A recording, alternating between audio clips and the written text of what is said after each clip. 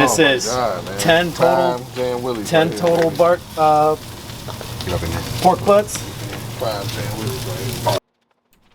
Alright, I figured I'd start this video off by showing you guys a little bit of live action of the cooker.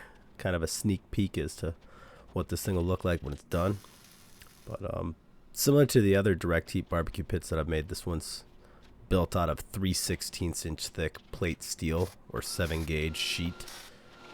It's just mild steel, and the overall dimensions are 5 foot wide, 3 foot deep by about 28 inches tall as far as the cook chamber and just the main chamber is concerned. So pretty big unit. Can't remember what the total actual weight of this thing is, but I'd have to guess it's in between the 300 and 500 pound area, most likely. But so yeah, basic box, start welding it together. As soon as I have the generic structure as far as like the bottom portion and the walls up, then I can start welding in all these seams. And kind of, in the video it looks like I fly through this, but that actually takes quite a bit of time. There's a fair amount of welding. But yeah, then welded in a couple of angle iron pieces just to help me lift this up to get it down safely to the ground on top of a chunk of plywood that I put there, simply so I could rotate this thing over and expose those bottom seams, because those are not easy to weld, or they're not as optimal to weld when on the table. Nobody wants to weld overhead if you can weld horizontally, so at least nobody I know. But yeah, so just welded on some lifting eyelets here. These are just scrap pieces of 1 inch by 1 inch eighth wall square tubing. I use these for eyelets all the time because I got a bunch of these drop pieces. So just hooking it up with the crane and rolling it over.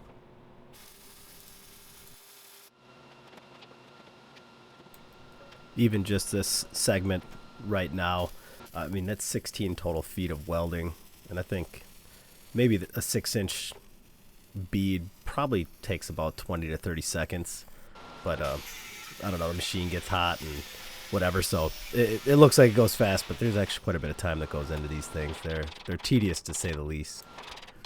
Since I have no longer any use for those lifting pieces, I just cut them off, throw them away, and buff it on up. And then I'm going to move on to making the actual 2 inch by 2 inch square tubing frame that this cooker will sit on. I just find it's nice to have a little bit of standoff between the bottom of the cooker and the casters. And if I were to insulate this, which this one I didn't, this build was originally for a guy, but wound up, let's say, just not working out. No bad blood or anything. It just, I took forever on this thing, and he had some other stuff going on. So basically I just wound up, building this thing and then kind of donating it to our barbecue team. So it's got a good home right now. But yeah, so just started building this frame.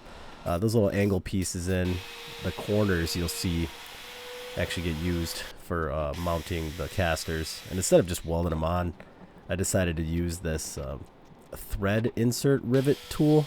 One of the viewers or somebody on my channel commented a while back like, hey, instead of welding, you should try using those threaded inserts, and once you do them once, you'll never go back. And I'll say these things are awesome, because not only is it just different instead of just welding all the time, but it's kind of fun knowing that it's a bolted connection. So if there were some messed up stuff later on down the road, you can just unbolt the caster and bolt on a brand new one. But there it is, all welded up.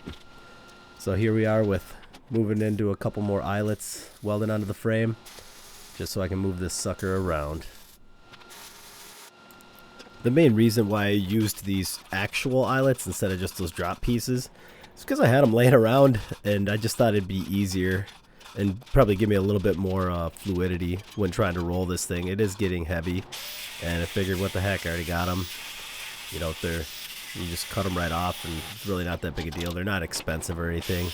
So yeah, cut them off, buff them up, ready to move on to the next step, which for here is basically getting it on its feet, getting it on its wheels, which is always a good feeling. As soon as a cooker is mobile, then you can work around it easier if you got to, and I don't know. I just really like it. Once the wheels are on and once the cooking grates are in, then it's usually a pretty good feeling. And since I didn't need those angle iron pieces anymore, since it's mobile, I don't need to lift it or anything. Cut those things out, and then I'm starting to create the lid surface area. I don't know how else to say it, but basically I just use 3/4 inch angle iron. This is how I do it on all the direct heat pits, just to create a nice sealing surface.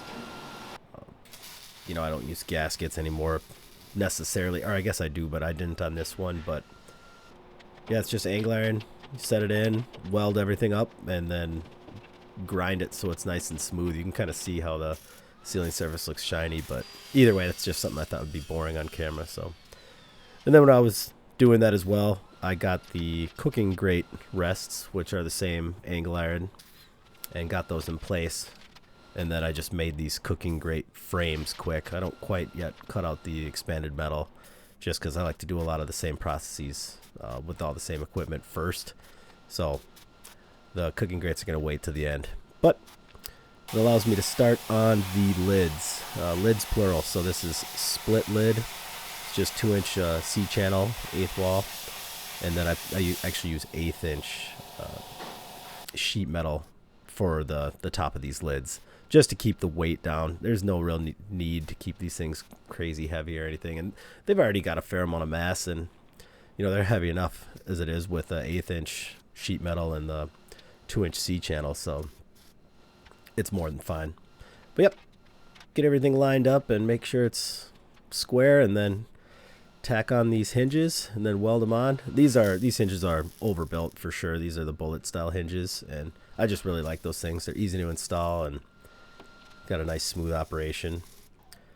And once the hinges are on, it's just time to put on the handles. So this is 1/2 inch round bar, just mild steel, and then I use these stainless steel cool touch handles. I weld those on with a washer.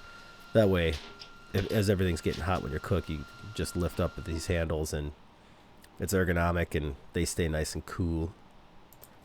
For the lid backstops, I just made these 2-inch square tubing kind of cubes, even though they're more rectangular than a straight cube, but just I made them so they're completely sealed. But that way I just had a nice solid smooth, nothing sharp hanging out that the lids when they're fully open can rest up against. And kind of, you can see with that chunk of aluminum rectangular tubing, I was using that just to prop open the lid at the exact angle that I wanted. I don't know what that angle is, but it worked really well, allowing me to get those stops in so that both lids were at the same angle when fully open. And this little sped up clip is just me putting together the smokestacks and the kind of the dampers that go on those. It's a bit of a process. I swear everything about building these things is just, it seems like it's going to be way less work than it is until you start doing one thing and realize it takes you, you know, a couple hours of messing around. But it is very satisfying when you get to a part like this where you've got all the damper stacks on the lids lined up, looking good, and getting them welded in. Just feels really great. And I didn't get a little shot here with the actual dampers installed, but it's all good. And now it is off to cutting out the doors. This particular pit, I decided to not do the regular kind of flanged door that you've seen in the past. Mainly I wanted to keep it kind of a clean look. I shouldn't say mainly. I did want to keep a clean look, but also it's just a hell of a lot faster if you just have some extra plate laying around that you can use for the doors instead of the cutout, because then you have a nice overlap of 3/4 of an inch or an inch or whatever, and then they just kind of go on there. Plus you can, like I'm doing right now, you can tack weld them in place when they're you know, in their how do I say it, when they're in the place that they're supposed to be and they're all lined up. Then you can install the hinges without any worry that they're going to be askew or whatever. You just get, I don't know, everything about it was just easier, and I like the look. So once the hinges are installed and all welded up, then you just cut off those tacks with a grinder and grind everything smooth, and then you're done. I didn't show me making the handles for the doors, but they're basic. They're like 1.5 inch by 1/4 inch flat bar, and then I just use those cool touch handles again, and those things get installed. And then I install the gussets that I have 2 different notches on. And then the doors are done.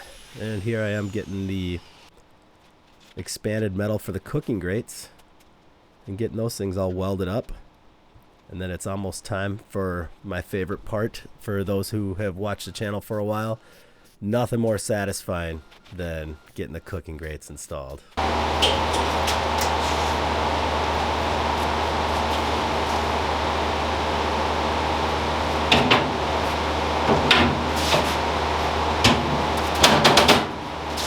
That's what you got on there, Will?